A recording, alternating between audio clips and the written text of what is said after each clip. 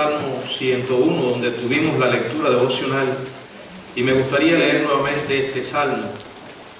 Dice la palabra: misericordia y juicio cantaré, a ti cantaré yo, oh Jehová. Entenderé el camino de la perfección cuando vengas a mí. En la integridad de mi corazón andaré en medio de mi casa. No pondré delante de mis ojos cosa injusta. Aborrezco la obra de los que se desvían. Ninguno de ellos se acercará a mí. Corazón perverso se apartará de mí. No conoceré al malvado. Al que solapadamente infama a su prójimo, yo lo destruiré. No sufriré al de ojos altanero y de corazón vanidoso. Mis ojos pondré en los fieles de la tierra para que estén conmigo. El que ande en el camino de la perfección, éste me servirá. No habitará dentro de mi casa el que hace fraude. El que habla mentiras no se afirmará delante de mis ojos. De mañana destruiré a todos los impíos de la tierra, para exterminar de la ciudad de Jehová a todos los que hagan iniquidad. El mensaje de esta mañana lo hemos titulado Enfrentando una vida sin rumbo. Amado Padre, gracias por la oportunidad de estar en este lugar. Reconocemos, Señor, la responsabilidad que tenemos y te pedimos que tu Espíritu, tu poderoso Espíritu, hable por medio nuestro, Señor. En el nombre de Jesucristo. Amén. Amén. Bueno, algunas personas parecen vagar sin rumbo durante sus vidas. La mayoría de las personas son como una especie de autómatas que van marchando por la vida, caminando, sin dirección fija, sin rumbo.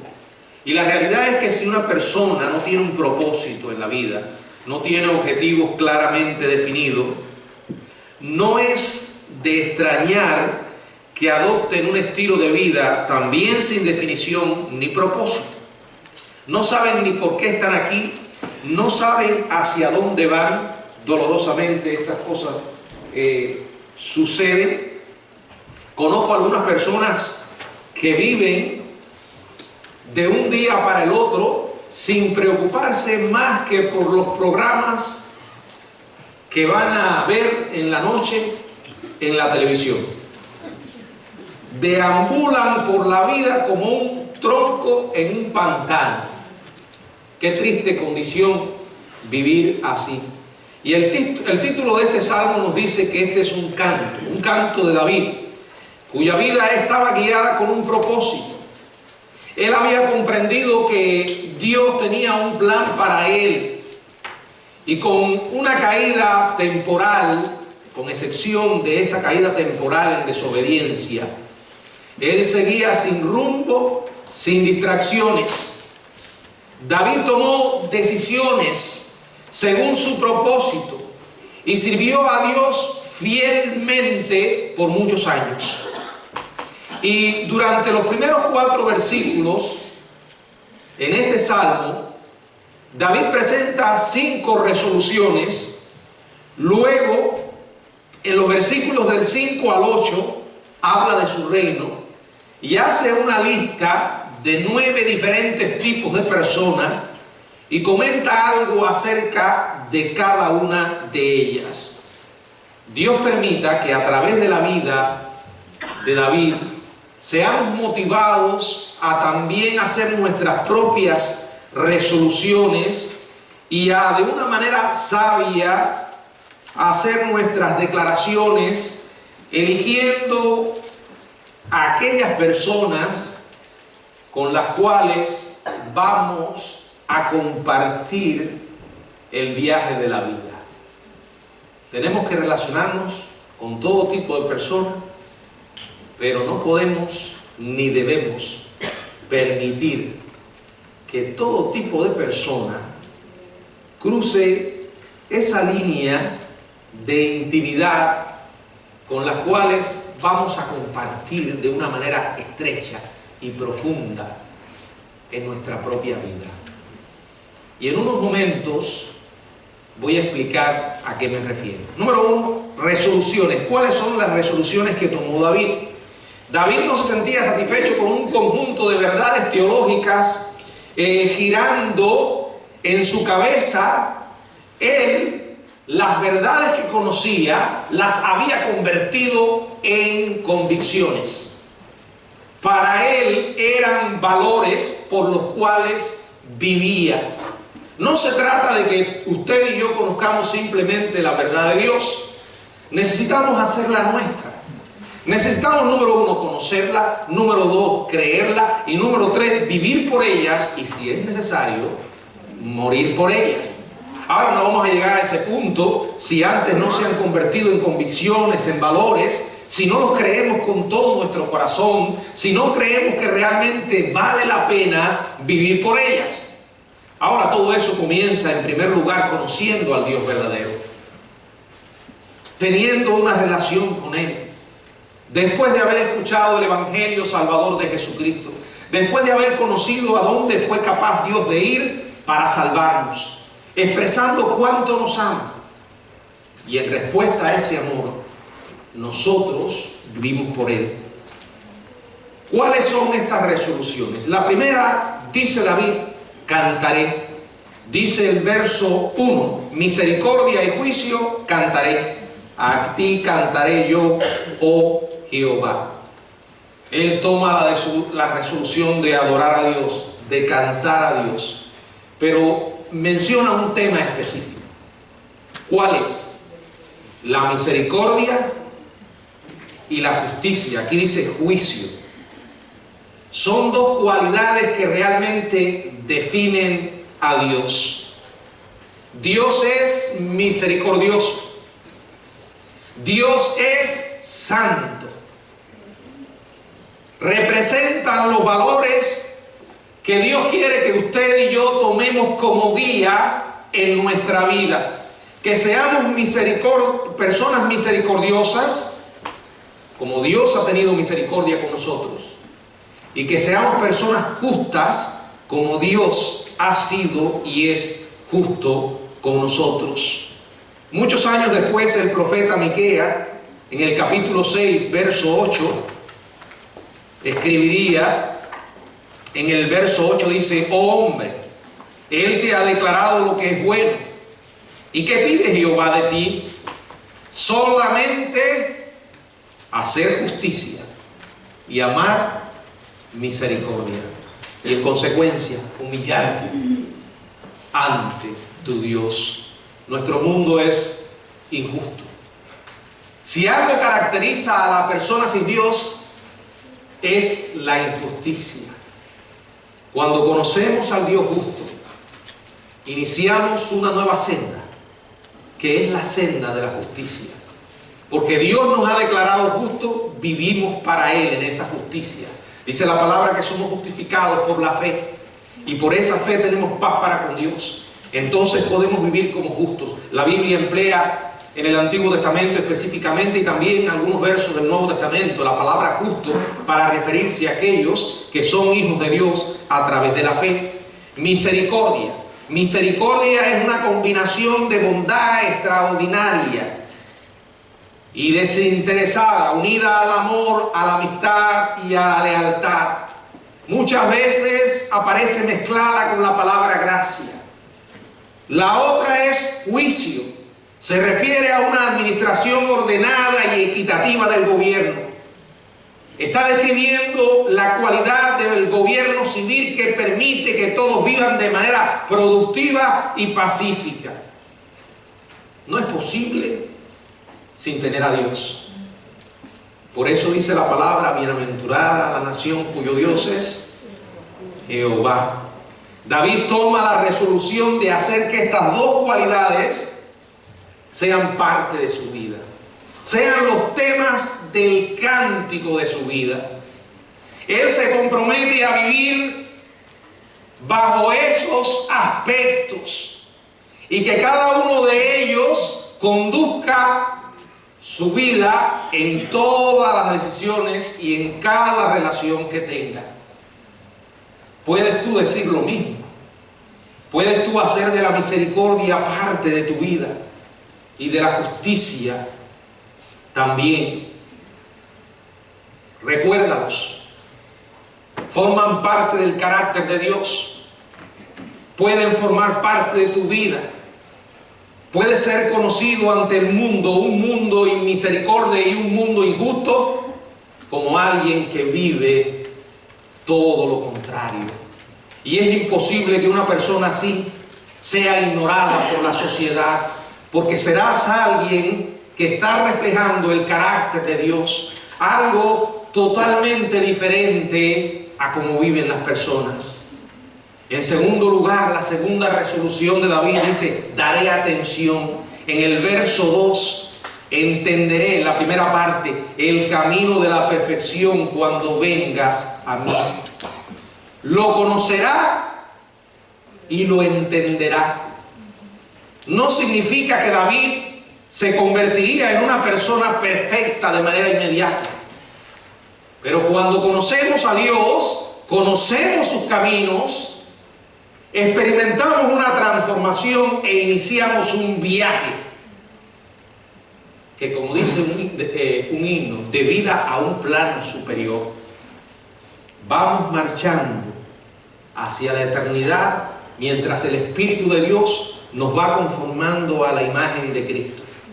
La palabra perfección en este versículo implica integridad, algo que escasea, que cada día es más valioso porque no existe apenas. En la gente sin Dios prácticamente no está. Y los cristianos la están perdiendo. El término original hebreo da la idea de algo completo, algo entero. Transmite la idea de ser totalmente honesto. No eres una persona que estás escondiendo algo. No tienes motivaciones ocultas. El rey de Israel había dado atención a que su vida ante la gente tenía que ser sólida y honesta para que su reino se pudiera mantener. Nosotros somos lo que somos cuando nadie nos está mirando. Al menos los seres humanos, porque la mirada de Dios está en todas partes y Él es testigo de todas nuestras acciones. Él sabe cuán íntegros somos. Él conoce nuestra condición, se acuerda de que somos polvos. Dios no espera una perfección aquí y ahora absoluta. Cometemos errores. Santiago dice, si alguno no ofende en palabra, es un varón perfecto, capaz de refrenar todo el cuerpo. ¿Y quién no ha caído en eso? Pero Él busca en nosotros autenticidad. Si algo Dios detesta es la hipocresía, la doble moral, el asumir una actitud ante la gente y otra delante de Dios. Yo me identifico profundamente con Pedro, un hombre que metía la pata tantas veces. Sus palabras siempre eran más rápida su lengua que sus pensamientos. Pero la verdad es que Pedro era un hombre singular, un hombre auténtico. Cuando el Señor lo confrontó por haberle negado 3 veces y le preguntó, Pedro, ¿me amas? Llegó un punto en que Pedro le dijo, Señor, Dios podía mirar al corazón de Pedro y ver en él un hombre íntegro. ¿Qué sentido tiene fingir delante de Dios? Eso es algo que debemos darle atención y es una resolución que debemos tomar. Tenemos que tener un rumbo, cantar de la misericordia y la justicia y como dice juicio, tenemos que darle atención a la integridad. Y sigue diciendo David, andar. En el verso 2, la segunda parte, en la integridad de mi corazón andaré en medio de mi casa. Me llama la atención estas 2 palabras, corazón y casa. El corazón es lo interior, lo profundo, algo que los seres humanos no podemos conocer, pero Dios lo conoce. Y la integridad comienza en lo íntimo.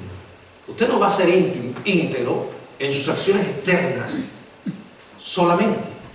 Las acciones externas tienen que ser el resultado de una integridad espiritual, profunda, en el alma, en el corazón.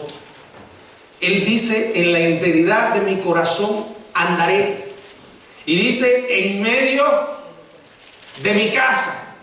Es otro elemento, otra palabra que nos recuerda que la integridad genuina no es la que la gente percibe, sino la que tú y yo vivimos en lo íntimo. En mi corazón, en mi casa, donde la gente me conoce, donde no ando vestido de traje ni parado detrás de un púlpito, donde Miguel es el ser humano imperfecto,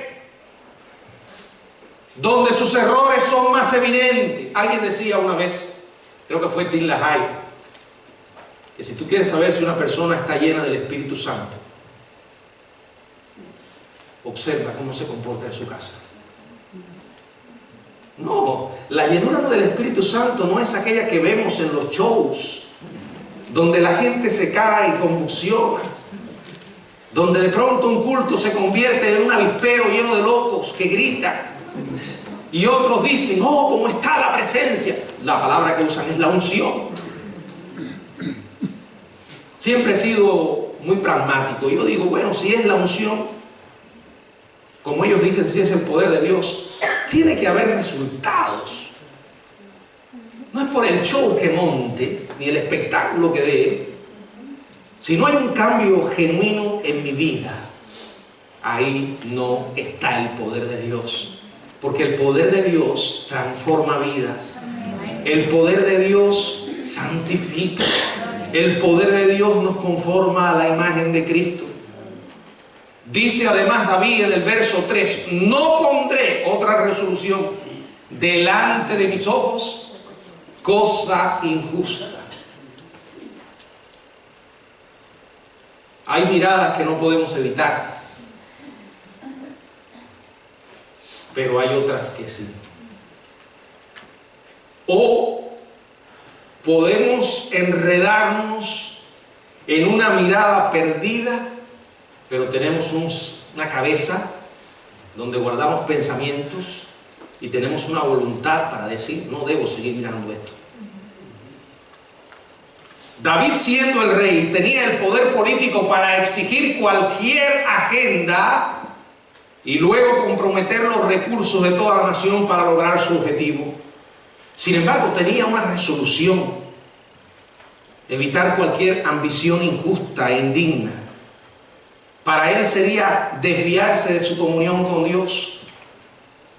Él estaba decidido a no poner delante de sus ojos cosa injusta. Dice, aborrezco la obra de los que se desvían, ninguno de ellos se acercará a mí.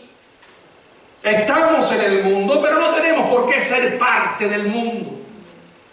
Dios nos guardará si tenemos nosotros la voluntad de ser guardados. Cada día será mayor la presión que el diablo ejerce a través del sistema de pensamiento que nos rodea. Pero dice la Biblia, no se conformen. Romanos 12, no dejen que el mundo los meta en su molde. Ten cuidado lo que miras. Ten cuidado de lo que te ríes. Ten cuidado con aquello que te identificas públicamente. Tú eres un hijo de Dios y puede haber un gran daño cuando comienzas a mirar sin sabiduría.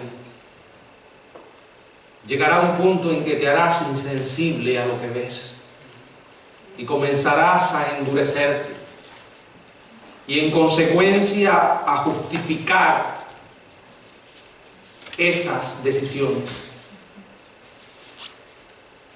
Eso no tiene nada de malo.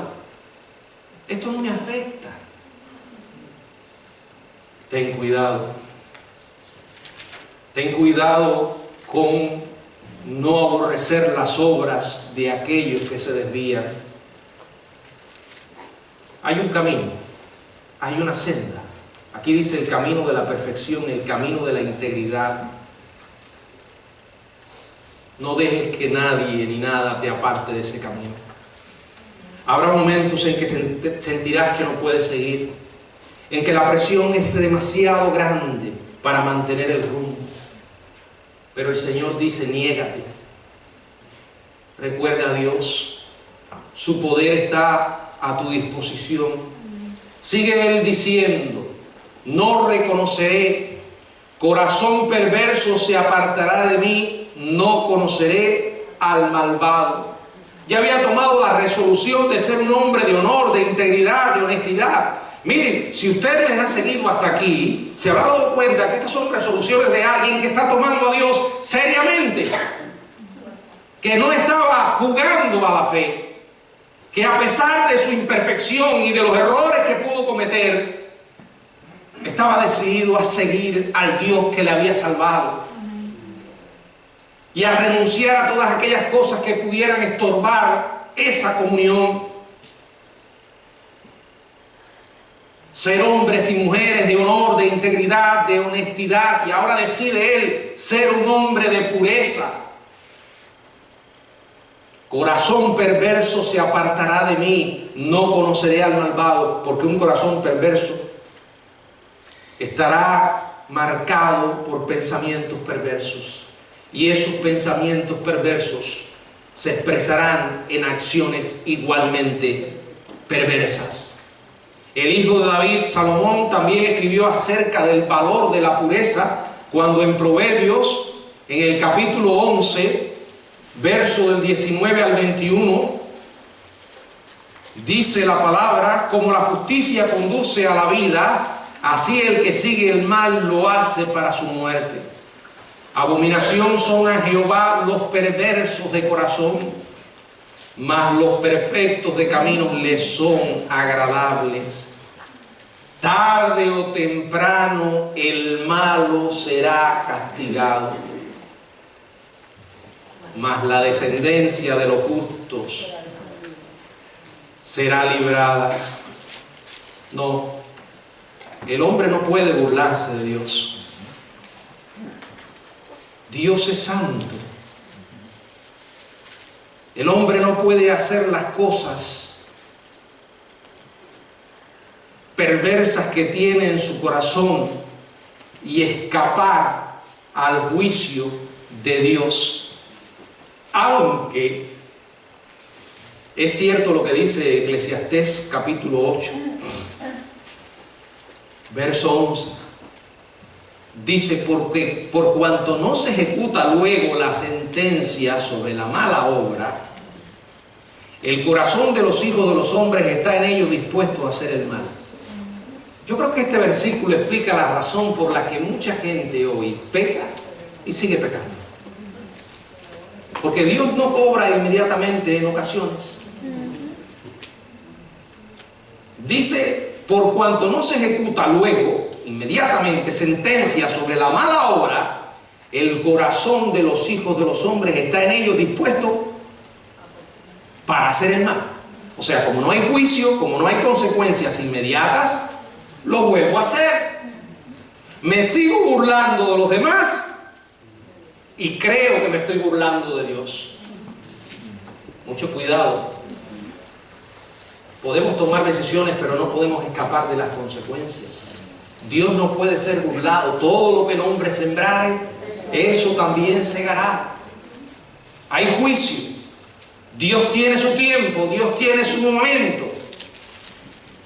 No podemos jugar con aquello que le costó la vida al Señor. Por eso, como Él, tenemos que tomar la decisión. Corazón perverso se apartará de mí. No conoceré al malvado. Dios quiere que seamos personas puras. La pureza sigue siendo un reto para nosotros.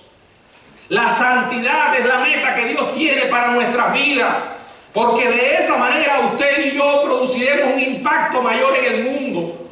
El desafío es ser sal y ser luz, pero para poder vivir como sal y ser luz, tenemos que ser santos. No podemos ser hipócritas. No podemos coquetear con la maldad. No podemos jugar con el pecado. Esas fueron las resoluciones de David, pero también hizo algunas declaraciones. Él tenía una meta, él tenía un rumbo, él tenía un propósito. Y en esas declaraciones, él menciona las personas que no quieren su vida y a otros que sí quieren. Miren lo que dice el verso del 5 hasta el 8. Al que solapadamente infama a su prójimo, yo lo destruiré. No sufriré al de ojos altaneros y de corazón vanidoso. Mis ojos pondré en los fieles de la tierra para que estén conmigo. El que ande en el camino de la perfección, éste me servirá. No habitará dentro de mi casa el que hace fraude. El que habla mentiras no se afirmará delante de mis ojos. De mañana destruiré a todos los impíos de la tierra para exterminar de la ciudad de Jehová a todos los que hagan iniquidad. Él está pensando el pueblo de su reino y menciona su respuesta predeterminada a 9 tipos de personas. Primero habla del difamador. En el verso 5, primera parte, al que solapadamente infama a su prójimo, yo lo destruiré. O sea, no va a permitir en su vida a un difamador, a una persona que envenena a otros con sus chismes y murmuraciones. No va a permitir que esa campaña secreta en contra de otro siga. No va a tolerar la calumnia. Y esto es un ejemplo no solo para nosotros como cristianos, sino especialmente para aquellos que también son cristianos pero tienen posiciones de liderazgo. Hay que tener una política fuerte para tratar con aquellos que quieren subir de posición denigrando y destruyendo a otros. ¿No lo ha visto? Eso es algo muy común en la sociedad de hoy. Quizás en el lugar donde usted trabaja. Si por la gracia de Dios usted logra ascender a una posición, acuérdese que sigue siendo un hijo de Dios. Y no debe tolerar bajo ningún concepto los difamadores. Eso es en el mundo secular, en los negocios, imagínense en el cuerpo de Cristo. Lo mejor que usted puede hacer con un difamador es confrontarlo con su pecado y explicarle el daño que eso hace a la persona que está difamando. Nos gustaría a nosotros que nos hicieran eso. Segundo, él sigue hablando, verso 5, donde dice: no sufriré al de ojos altaneros y de corazón vanidoso. David no quería en su vida personas arrogantes. Note que la arrogancia se expresa en el rostro. Aquí habla de ojos altaneros, pero su origen, ¿de dónde viene? De un corazón vanidoso. Proverbios capítulo 21, verso 4, también vincula al corazón arrogante con una apariencia altanera, altivez de ojos y orgullo de corazón y pensamiento de impíos son pecado. Existe un problema práctico que se asocia con las personas arrogantes y es un derivado del egoísmo y es la actitud beligerante. Una persona arrogante es una persona que siempre estará en guerra. La arrogancia siempre quiere salirse con la suya. ¿Qué dice Proverbios capítulo 13, verso 10? Proverbios capítulo 13, verso 10. Ciertamente la soberbia concebirá contienda. Ten cuidado las personas con las que te relacionas, con aquellas que le abren demasiado la puerta. Dice Proverbios que cuando abres demasiado la puerta puede ser para tu ruina. Sé selectivo en aquellas personas con las que vas a tener intimidad, a las que vas a llegar a considerar dentro de tu círculo de amigos íntimos. No difamador, no altanero. Miren, ahora habla acerca de los fieles, verso 6. mis ojos pondré en los fieles de la tierra para que estén conmigo. Esas son la gente que quería David. Y esas son las personas que nosotros debemos tener intimidad con ellos. Ahora, ¿qué es una persona fiel? Una persona perfecta. No. La fidelidad no es perfección. La fidelidad se define claramente en el verso 6, la segunda parte. El que anda en el camino de la perfección, que es la persona íntegra. Ese es otro tipo de persona que él también menciona. Los fieles son personas íntegras. Los fieles no son, repito, personas perfectas, pero andan en el camino de la obediencia. Eso se puede ver. Eso es algo que no se puede ocultar. Si usted se relaciona con una persona así, muy pronto descubrirá quién es. Por sus acciones sabrá cuánto ama a Dios y cuánto hace para obedecer. Vuelvo a repetir, no se trata de perfección, pero se trata de alguien que auténticamente ama a Jesucristo y que trata de obedecerle, que lo que Dios le dice le importa a esa persona, que lo que Dios ama a esa persona lo ama, y lo que Dios aborrece, esa persona lo aborrece. Muchas veces elegimos a los amigos por afinidades simplemente superficiales. Personas que les guste las cosas igual que a nosotros, que tengan nuestras mismas ideas en muchos aspectos. Pero eso son decisiones poco sabias, elecciones poco maduras. Qué bueno es preguntarnos qué me puede aportar esa persona a mi vida y qué puedo yo aportar a su vida. ¿Tener esta relación me va a acercar más a Dios o me va a alejar de Él? Yo no estoy diciendo que ahora tú digas, bueno, voy a hacer una lista, a este le voy a hablar, a este no. No, hermano querido. Estamos en el mundo y nos tenemos que relacionar con todo tipo de personas y testificarle a todo tipo de personas, porque tenemos que predicarle a todo tipo de personas.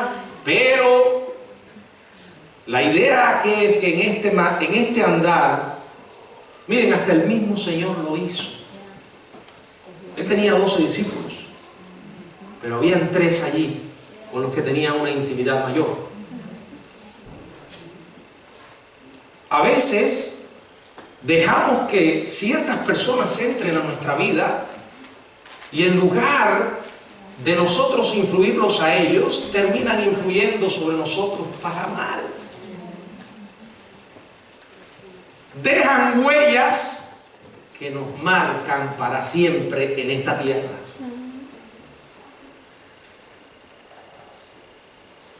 Este es un parámetro que no podemos tirar a un lado. Gente de conducta irreprochable, que amen verdaderamente a Dios. Él sigue mencionando el fraudulento, ahora menciona otros tipos. El verso 7, no habitará dentro de mi casa el que hace fraude.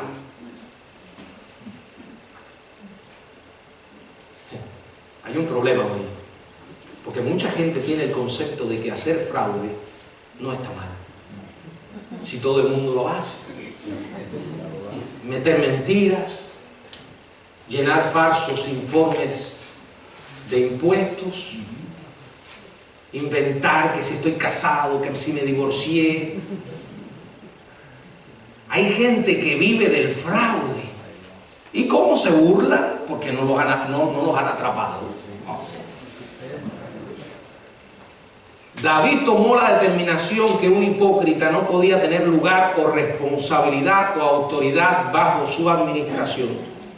Escuche, un fraude ocurre cuando se oculta el verdadero motivo detrás de una acción, al no contar toda la historia o al meter una historia falsa. Es el hecho de engañar deliberadamente a una persona o al gobierno Si alguna vez ha caído en fraude, usted sabe por qué David se sentía de esa forma. ¿Lo han defraudado? ¿O alguien lo ha engañado? Hay muchos fraudes. Constantemente hay llamadas por ahí en los teléfonos que se le venció el bill de la corriente, que tiene que venir a pagarlo, o que secuestraron a un pariente, tiene que pagar el rescate. Ancianitos que van a cobrar en su banco y hay buitres, leones que los están esperando para meterle un cuento. A todos nos han defraudado, nos han engañado. Uno se siente miserable. ¿Cómo pudo pasar? Así se sentía David. Ahora, está el concepto también de que, bueno, si yo no defraudo a alguien, puedo defraudar a las autoridades, al IRS. Total, como tienen dinero ellos, hermanos, el fraude es fraude. No importa contra aquel que se cometa. Y créanme, a veces está la tentación, porque el diablo lo primero que te va a decir, oye, te va a caer más plata. Total, todos lo están haciendo. Y si por alguna razón yo resbalo, voy a poner yo de ejemplo, el diablo te va a decir, oye, hasta el mismo pastor metió un fraude en sus impuestos. La presión es grande. Uno dice, bueno, si él lo hizo, yo puedo hacerlo. Por favor, quiero que lean el Salmo 120, verso 2. Libra mi alma, oh Jehová, del labio mentiroso y de la lengua fraudulenta. Miren, nosotros hacemos lo correcto simplemente porque es lo correcto. Porque es lo que Dios enseña y porque sabemos que le ofende.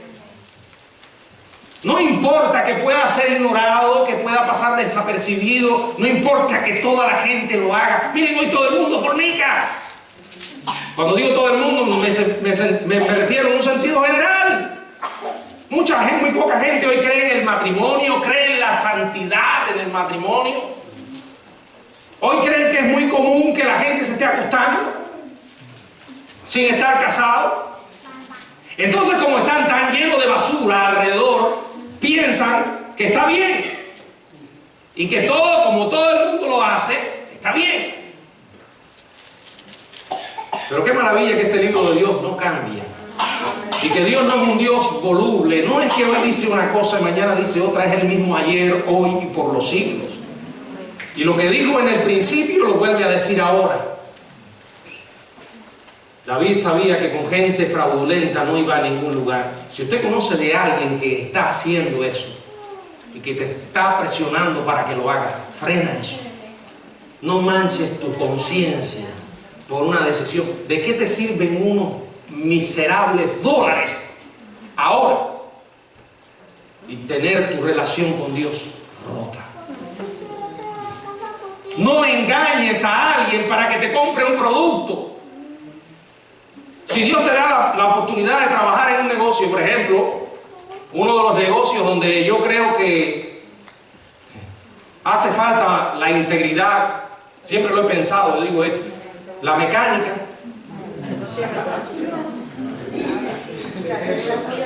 La mecánica, yo no estoy diciendo que todos los mecánicos sean ladrones, pero una gran mayoría. O los vendedores de autos, o vendedores de otra cosa, que descaradamente engañan a otros. ¿Cómo puedes poner tu cabeza en la almohada en la noche sabiendo que dijiste mentira? Fíjense cómo él dice, el que habla mentira no se afirmará delante de mis ojos. La mentira es otro desafío, otro reto. Alguna gente cree que una mentirita piadosa puede pasar por debajo del telón y que está justificado mentir. Si usted ha leído el libro de Apocalipsis, sabe que Dios toma muy en serio la mentira. Dice que todos los mentirosos tendrán su parte en el lago que arde con fuego y azufre. Oh, la mentira no es algo como la gente piensa. La confianza se quiebra. Yo siempre digo, miren, a veces se nos puede ir una mentira. ¿A quién no se le ha ido? Me ha pasado. Pero inmediatamente que nos damos cuenta, tenemos que, si la dijimos contra alguien, decirle, oye, perdóname, te mentí. Si no haces eso, hoy dirás una, mañana dirás otra, y llega un punto en que te haces insensible a la mentira. Y la vas a decir con tanta facilidad que ya ni te vas a dar cuenta. Llega un punto que ni tú mismo te crees. O sea, no sabes discernir entre si una cosa es verdad o es mentira. Imagínese a una persona que está junto a usted y es un mentiroso. Dígame, ¿puede usted confiar en una persona así? Si ya ha mentido varias veces, ¿qué te asegura que no seguirá haciéndolo? Si tienes un negocio o ocupas una posición de liderazgo, sería iluso tolerar a un empleado mentiroso.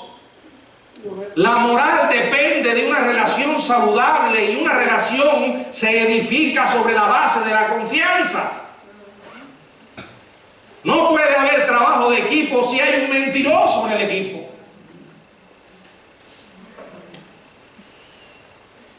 Tal vez usted ha estado en este mundo y ha visto eso. Un empleado mentiroso. ¿Cómo puedes creerle? ¿Cómo puedes confiar? Imagínese en el matrimonio. En cuanto ocurre un acto de infidelidad, es difícil volver a ser igual. Una pareja se casa porque ambos se aman y la base del amor es la confianza. Cuando la confianza se destruye, imagínense, voy a poner mi ejemplo, yo, pastor, que mi esposa no confiara en mí.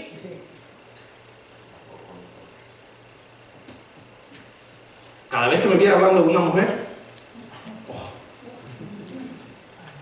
no podría hacer pasar a una mujer a mi oficina porque me tendría cámaras allí en la oficina. Bueno, hay pastores que toman sus decisiones. Yo no soy ese tipo de personas.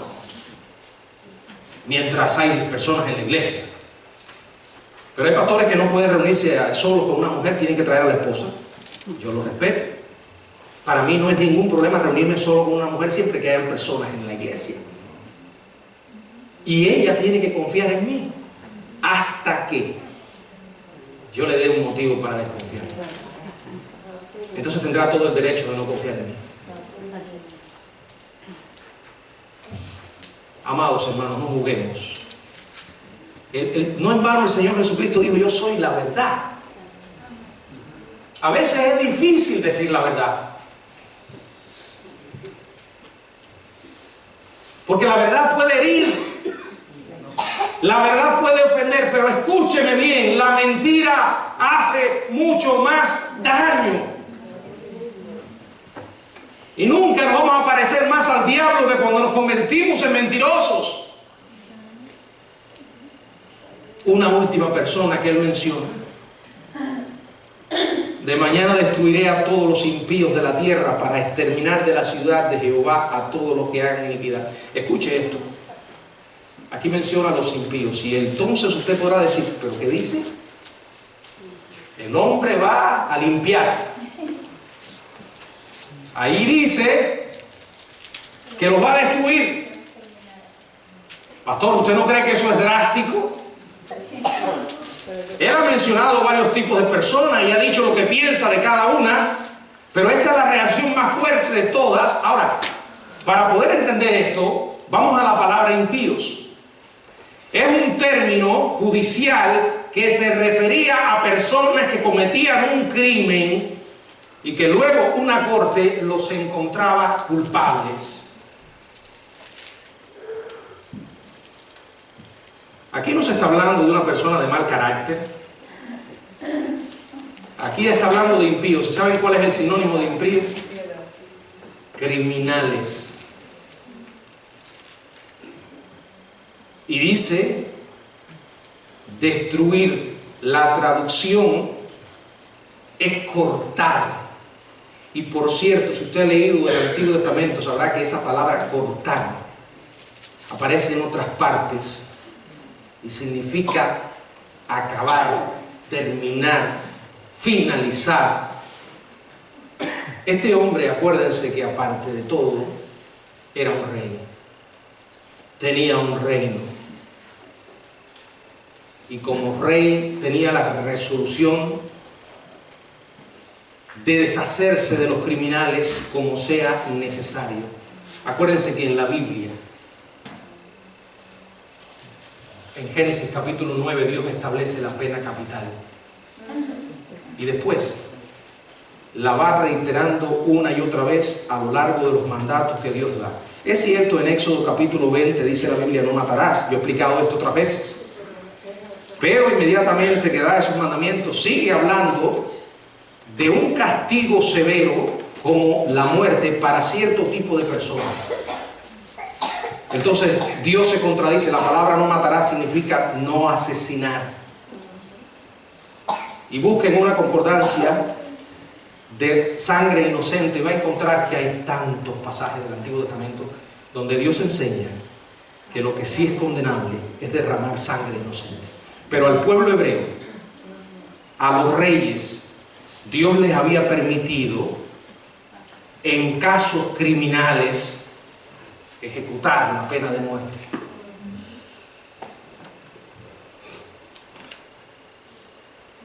Porque hay ciertos actos de impiedad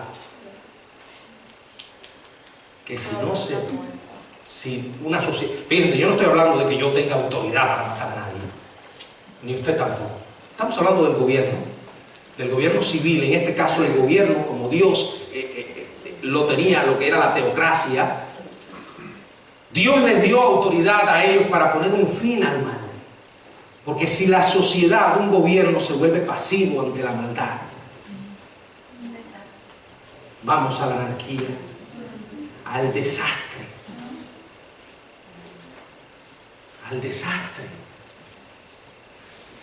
Yo no me voy a meter aquí en la cuestión de la pena de muerte, pero solo le voy a poner un ejemplo.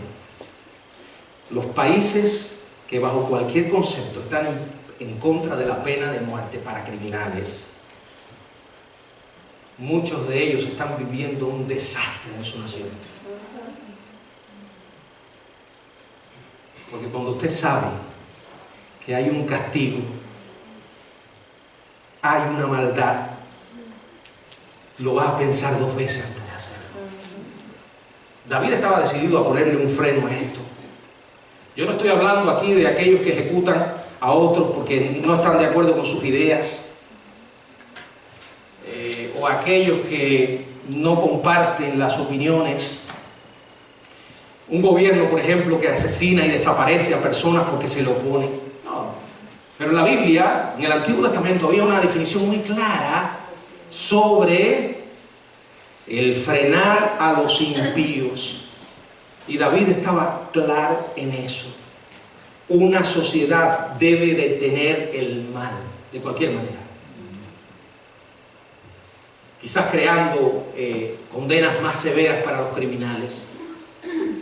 Pero no podemos asumir una actitud pasiva. Una nación no puede ser bendecida por Dios si se vive en una anarquía, donde la gente hace y deshace.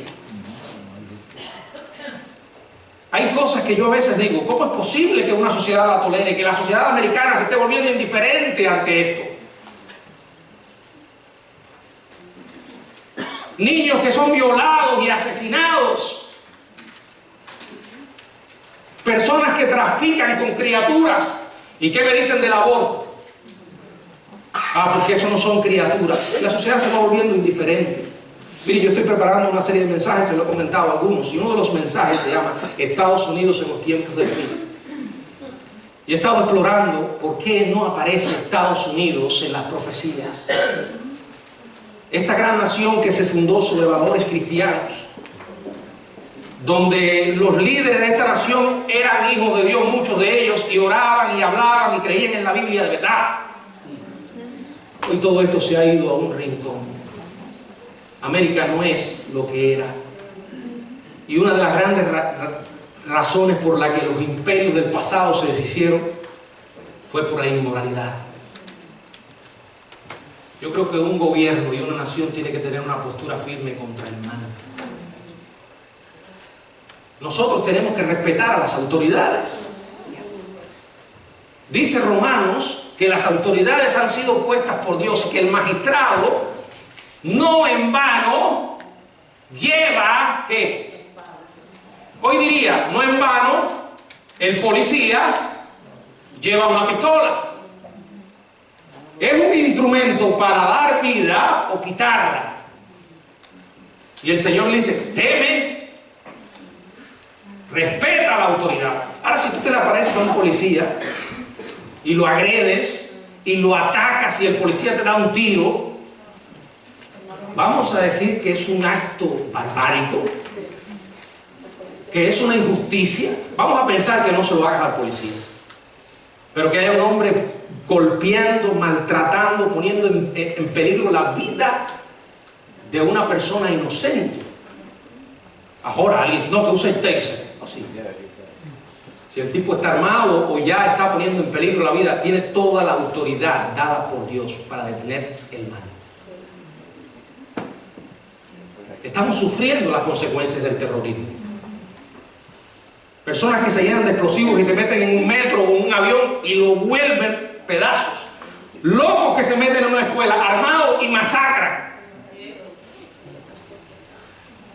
Se han puesto muchos de ellos afortunados, digamos, que los atraparon vivos.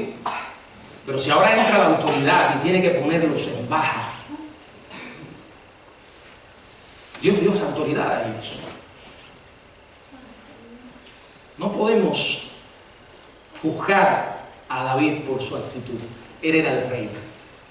Y como rey, tenía todo el respaldo de Dios para tomar una postura firme contra el mal. A veces queremos, a nombre del amor, esconder todo tipo de barbaridades. Sí, Dios es amor y es justo. Dios es amor y es justo. Pero nosotros no vivimos al trozo. La sociedad Dios la estableció y puso los gobiernos, y hay que respetar las autoridades. Y hay que respetar las leyes. Mientras esas leyes no nos impidan glorificar a Dios, tenemos que ser obedientes. Orar por los policías, orar por los gobernantes, orar por los jueces, respetarles, hermanos, porque cuando nosotros no hacemos eso, es un caos. Ustedes tienen el gran ejemplo de lo que está sucediendo en Chile. O que se han violado los derechos humanos de los protestantes. Son unos delincuentes. Pero ahí se ha caído en una anarquía total porque la autoridad no se respeta. No sé en qué va a acabar. Hermanos, ¿qué resoluciones vamos a tomar nosotros? Tenemos que ser firmes. ¿Y saben por qué tenemos que ser firmes? Porque no estamos hablando de algo sin importancia. Si usted analiza todo lo que se leyó allí, fue una lista de pecados. Que David estaba decidido a no comulgar con ellos, a mantenerlo fuera de su vida. Si yo usara, bueno, lo mencioné ahorita, sí, una postura radical, hay que ser radicales. Porque cuando el cáncer comienza a hacernos daño, si no hay una cirugía radical, nos va a destruir totalmente. Y una sociedad que se vuelve indiferente a lo malo y totalmente permisiva es una sociedad que va al desastre. Eso es la sociedad. Mire la familia, una familia donde se tolera lo malo, donde solo justificamos lo malo que hacen nuestros hijos. El que marca la diferencia es Jesucristo. Si tienes a Cristo en tu vida, es un buen comienzo. Recuerda que no tienes por qué vivir una vida sin rumbo, porque Él vino a darte un propósito, a darte un rumbo. Pídele a Jesús que te perdone, recíbelo en tu corazón y Él cambiará tu vida. Que el Señor le bendiga.